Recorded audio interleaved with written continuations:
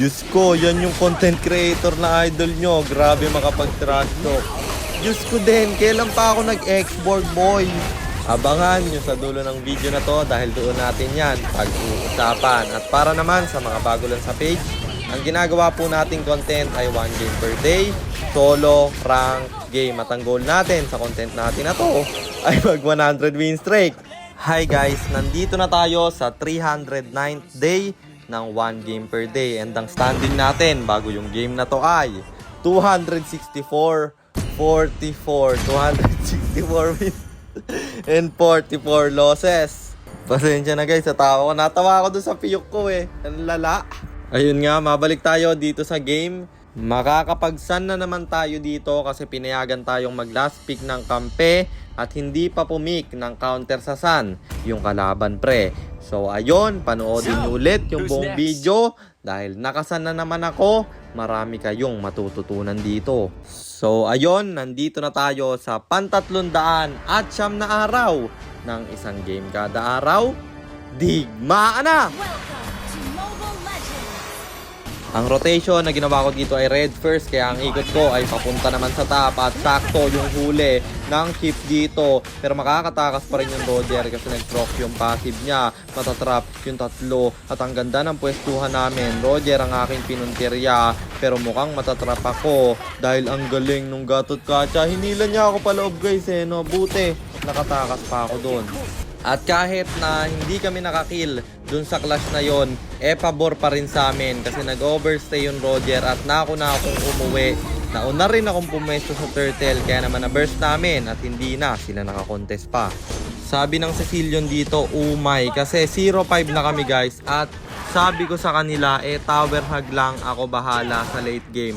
Bakit ko sinabi yan? Kasi para kung sakaling nawawala na sila ng pag-asa, hindi pa rin sila sumuko. Solo rank game kasi to guys, kaya kapag sumuko sila, wala na akong magagawa pa. Pag nag-surrender yung apat na yan, matik, talo.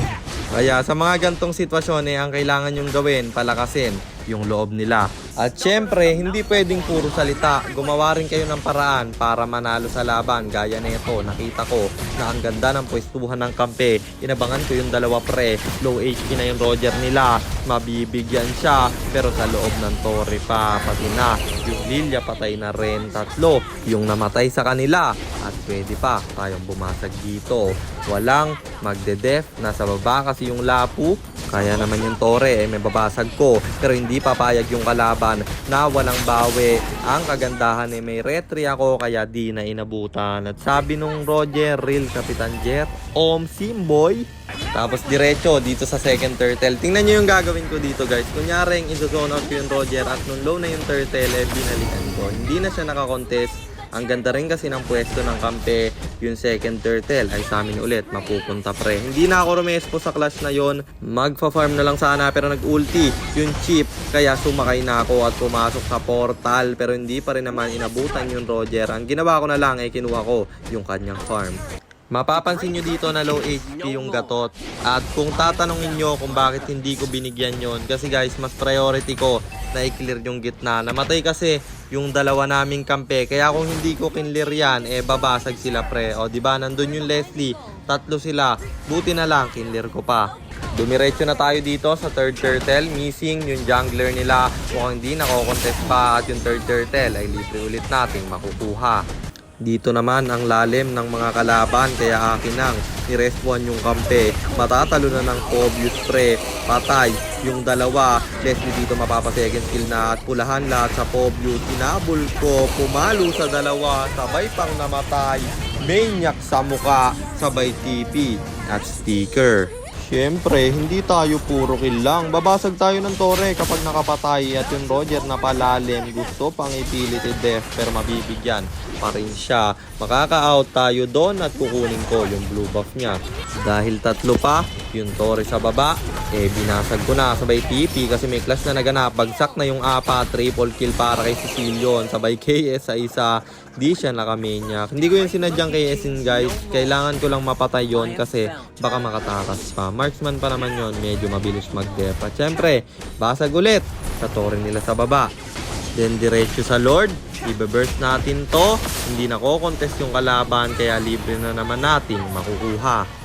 Yung Lord nagmamarcha sa baba pero may clash na nagaganap dito sa red side ng kalaban. Napakat yung Roger nila at siya ang unang babagsak. Susunod na rin yung Gatot Kacha. Papasukin ko yung Leslie dito at kapag ganyang nagkamali kayo guys, huwag nyo nang pilitin i-kill. Umout na kayo kasi wala na rin namang minions. Pag pinilit nyo yun, kayo pa yung mabibigyan kasi cooldown na yung skill natin doon. Siyempre bawi na lang dito sa Torre sa gitna at basagin na to. May Lord pa sa baba. Pwede nang yariin. 3 lang kasi yung kalaban. Papasukin ng chip dito. Kaya aking re-rescuehan. Sabay tower lock kasi nasa loob na yung Lord. Lumabas lang ng konti para hindi mahit ng Torre at natapos yung laban pre. Kaya panalo na naman tayo at ang standing na natin ay 265-44. 265 wins and 44 losses. At pag-usapan naman natin yung comment ni Idol. Ang comment niya guys, parang tinrush talk siya ng poser ko. Paano ko masasabi na poser yon? Tingnan nyo yung rank guys, Mythical Glory. Tapos yung gamit na hero, tingnan nyo sa right side, X-Board. Nag-X-Board ba ako? Tapos yung rank pa na Mythical Glory. Kasi guys, yung ginagamit ko na account na FB page Kapitan Jer yung IGN, epic lang ngayon yun. At wala na akong ibang account pa na ganyan yung IGN. Yun lang. Kasi Smurf account ko lang, bihira akong laruin. Ewan ko ba't ba ako nagpapaliwanag dito. Pero yun nga, gusto ko lang sabihin sa mga poser ko, kung pangalan ko yung gamit nyo, wag naman kayong gumawa ng ganyan guys. Wag kayong mag-trash talk ng kampe. Kasi di ko yun ginagawa pre.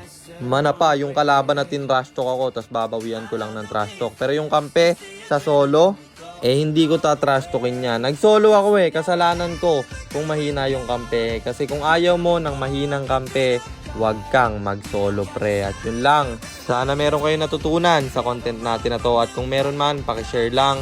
Then after nyo i-share, mag-comment na rin kayo ng pa-shoutout para ma-shoutout ko kayo sa mga next nating content. At i-comment nyo na rin ang inyong mga katanungan kasi baka malay mo sa next nating content.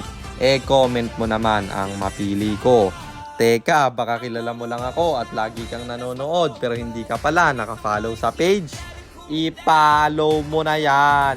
Isa lang Kung nagustuhan mo naman yung item at emblem ko sa game na yon, ito yon, Tough Boots, Corrosion Sight, Thunderbelt, Demon Hunter Sword, Dominance Ice, Radiant Armor, and then Rose Gold Meteor pang buy and sell. Tapos emblem natin Assassin, talent natin is Inspire, Seasoned Hunter plus Quantum Charge. At syempre Retribution kasi jungle tayo doon. At yun lang, kung gusto nyo namang magpapilot ng ML account, mag-PM lang kayo, nagre-reply ako. At syempre may bayad yun. Kahit hanggang anong rank, pwede nyo ipapilot.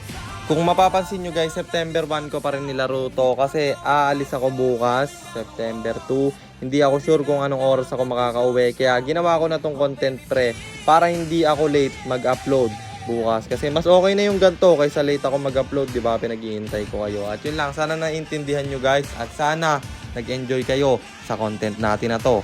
Shoutout sa iyo Gino Usman Plays, kay Mark Artaste, kay Justin Umali at kay Justin Galvez. Maraming salamat sa suporta nyo guys. Ingat kayo palagi. God bless. Paalam!